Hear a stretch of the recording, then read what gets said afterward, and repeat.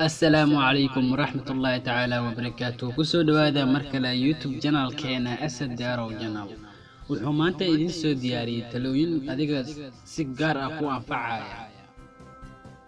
haddii aad ka filato in adduunku kuu noqdo mid wanaagsan sababtoo ah adiga wanaagsan taasi waxay ka dhigan tahay inaad filato inuusan libaaxa ku cunin karin sababtoo ah adiga ba mucjid goortii aad gaariga fariisato suunka xiro goortii aad xanuunsato booqo dhakhtarka qaadina daawada uu kuu qoray laakiin markasta xasuusno in Alle subxaanahu wa ta'aala uu yahay kan wax badbaadiya oo daaweeya xus oo kumahdi وشقي سيدي إن باهداد أو دن أيسن لعك كليا أهين ونولو سي أن حداف أهين وسعو سي أن كبر لحين وجعلو سي أن شروط كحرنين وبيحي سي أن استسس كجرين مسي قادن كرتي لعك هذا قورتي أدنون كتغيسو لكن واحد سمين كرتا إن أي كاسي هرمرتو بيحي أو بدي صدقادا مرنبها وشريحين نفتادا qofna sababtoo ah qofka ku raba uma baahna qofka aan ku rabinna maba rumaysanayo dhimashada qof noo dhow ama aan naqaanay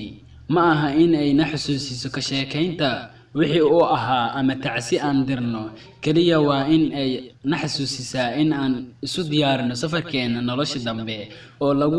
lagu waarayo maalinta ugu wanaagsan noloshaada waa maalinta aad garowsato in aad adiga mas'uul ka tahay in aad adiga mas'uul iska tahay aad iska joojiso cudurdaar iyo cabasho cidna aadan cambaareynin ceeb iyo ciladna u raadinin wax kasta nolosha waa safar adigoo kaliya ayaana ka mas'uul ah in aad tayayso ama tala xumaato oo tubqadan raacdo ha ku raacin muuqaal way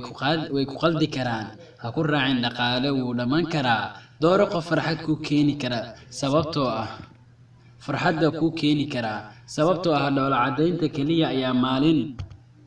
mugdi ah ka dhigi karta maalin iftiin ah markasta uu qof isku dayo inuu albaabka ka xiro noloshaada ceeb iyo cilado u raadiyo waxa xaqiiq ah inuu Alle albaabo badan ku furayo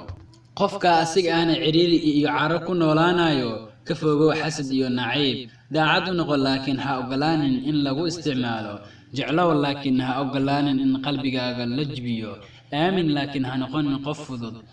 dhageyso dadka kale laakiin ha ogolaanin in aad adigu codkaada weydo